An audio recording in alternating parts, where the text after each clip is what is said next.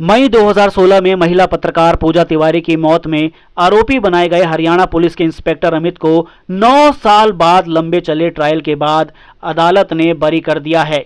वहीं अब परिजन इस फैसले से असंतुष्ट नजर आ रहे हैं और हाईकोर्ट जाने की बात कह रहे हैं। वहीं दूसरी तरफ इंस्पेक्टर अमित के वकीलों ने पत्रकारों से बातचीत करते हुए बताया कि लंबे चले इस मामले में कोई भी सबूत इंस्पेक्टर अमित के खिलाफ पेश नहीं किया जा सका, जिसके चलते अदालत ने उन्हें इंसाफ दिया है और बरी कर दिया है।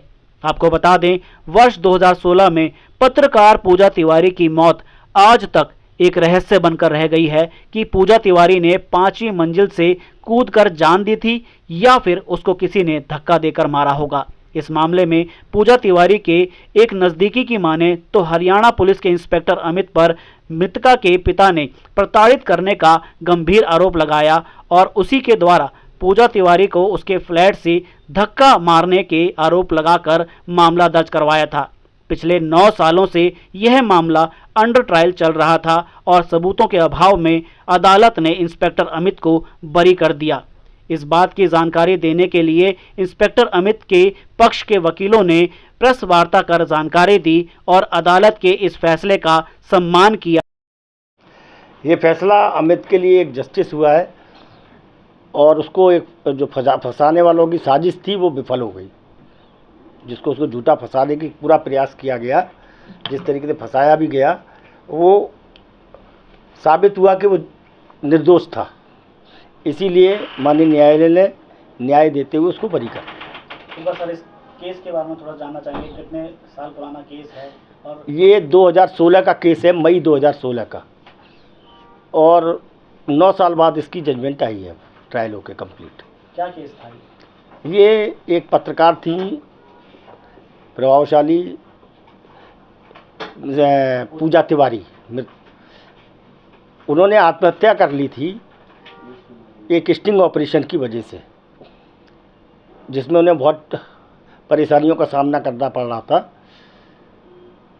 उस स्टिंग ऑपरेशन की वजह से आत्महत्या करने के बाद एफआईआर में जिन लोगों ने उनके नाम कराया था, उनके नामजद एफआईआर थी वो, उनको कभी भी नहीं लिया गया। अच्छा। और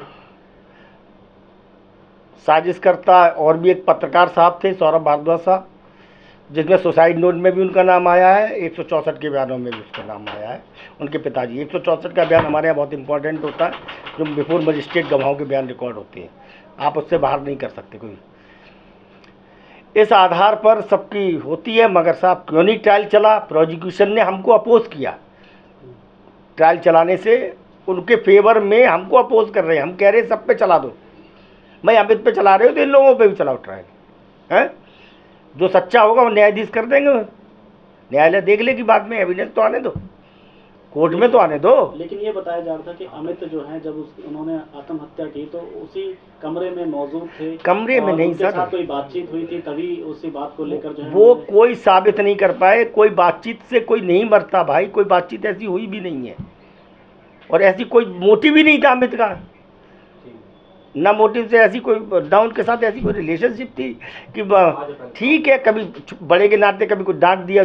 ये बात तो उनके भाई ने भी कही है अपनी बाइट में, इंडिया न्यूज़ में मैंने सुना था कि ये बात कही, एक वायरल चला दी अनवेरीफाइड, आपने एक छोटी सी बाइट चला दी कि एक वो कोई बात कही, कोई बात, अरे क्या बात कह दी?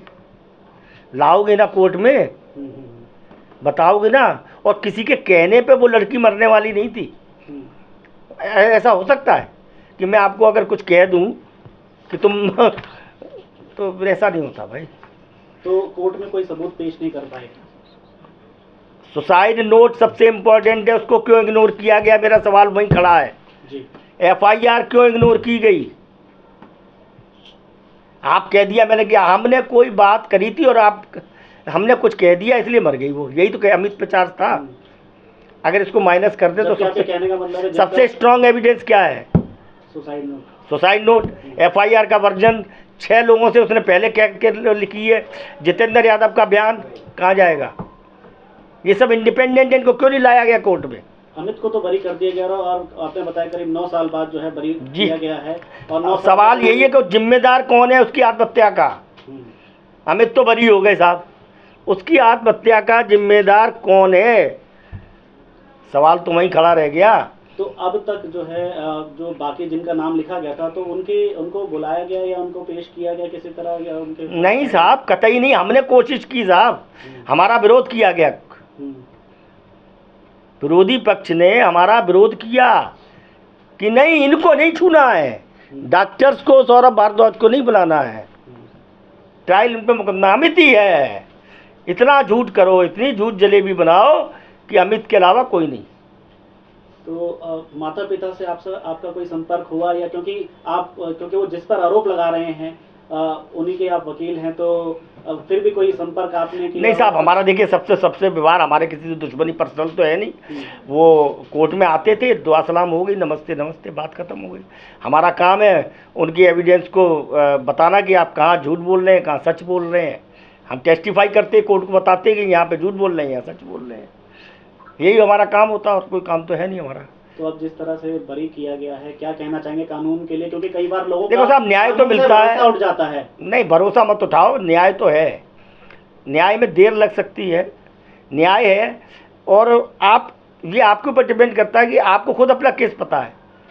आप न्यायाधीश पे आरोप लगाओ या किसी और पे लगाओ, पुलिस पे लगाओ, आपको पता है कि कितने सच्चे आप लड़ाई लड़ रहे हो। हमको पता होता है कितनी सच्ची है झूठी लड़ाई लड़ रहे हैं। लेकिन इसके बावजूद जो है उसके पूजा तिवारी के पिता जो हैं ऊपरी अदालत में जाने की बात कह रहे हैं। उनका अधिकार है, उनकी बेटी बरी है कि आखिर दोषी कौन है, जानना चाहिए उनको। मैं भी तो कह रहा हूँ, शुरू से वो कह रहे हैं। जो 4 लोग थे, एक तो बरी हो गया, चलो एक को तो लग गया भाई तू तो पास हो गया पप्पू, भाई तू तो पास हो गया। 3 तो हैं, उनका एग्जामिनेशन क्यों नहीं हुआ? वो भी तो परीक्षा में बैठने चाहिए थे। तो उन्हें जो है न्याय के लिए अभी लड़ाई लड़ते रहना चाहिए, या ऐसा कहना है आपका? नहीं, मैं कुछ नहीं सजेशन दे रहा उनको, उनके वकील बताएंगे। उनके वकील बहुत काबिल वकील हैं, उनके भी, उनके पास बैटरी ऑफ लॉयर्स है। तो मैं मेरी तरफ से नहीं, उनको क्या लगता है अच्छा, क्या उनके वकील सलाह देंगे। चलिए, अंत में ये जानना चाहेंगे, जिस तरह से कहते हैं ना कि कोई गुनाहगार नहीं फंसना चाहिए, बेशक 100 जो है लोगों को बरी कर दिया जाए, एक गुनाहगार नहीं, तो इस मामले पे भी ऐसे देखा जा रहा है? नहीं, ऐसा नहीं है इसमें, ये गुनहगार था ही नहीं। जहाँ गुनहगार है उनमें मुकदमा नहीं चल रहा। अब क्या कहें आपसे, जो हमारे हिसाब से, रिकॉर्ड के हिसाब से बोल रहा है। चलिए, आपकी टीम के बारे में जानना चाहेंगे, कितने लोग टीम में? हमारे में एक तो मैं ही हूँ, मिस्टर ये दीपक पालीवाल जी हैं, विकल्प मिश्रा साहब हैं, ये एडवोकेट दुष्यंत शर्मा जी हैं, और प्रिया, मैडम प्रिया है। तो ये 5 लोगों की टीम थी हमारी, जो रिकॉर्ड पे भी हैं, जो काम करते रहे। सबका अपना अपना रोल था। मेरा काम लीड करना था, जिसको जो काम दिया जाता था सबने बखूबी अच्छी तरह निभाया। अच्छी तरीके से रिसर्च वर्क हुआ लीगल पे, और बाकी हमारा किसी से पर्सनल कुछ नहीं है। 9 साल बाद जो है अब बरी हुए हैं, तो अब खुशी है? अब उनको खुशी होगी, हम तो साहब लड़ते हैं, हमें तो रोज ही कोर्ट में लड़ना ही है। अब कोर्ट में चक्कर ये है कि 73 विटनेसेस है मान लीजिए, तो 43 आए हैं, तो कुछ तो टाइम लगता ही ना। 1 महीने में 1 डेट मिलेगी, 2 महीने, फिर भी हम तो कोर्ट के वो हैं कि संजय शर्मा साहब ने बहुत जल्दी इसको ट्रायल को कंक्लूड किया। हमने कोई एडजमेंट नहीं मांगा इसमें। एक बात और बता दें, मैं तारीख नहीं ली इसमें ज़्यादा, एक आध कोई भूल से ले गए हों पर्सनल ग्राउंड पे, वरना गवाह नहीं आ रहे। अब गवाही पीस मिल में आ रहे हैं, अगर देखेंगे कभी आए कभी नहीं आए, दूर रहते थे, बहुत सी चीज़ें होती सर। कोर्ट पे भी बहुत लोड होता है, एक दिन में कई केस देखने पड़ते हैं उनको। Thank you sir.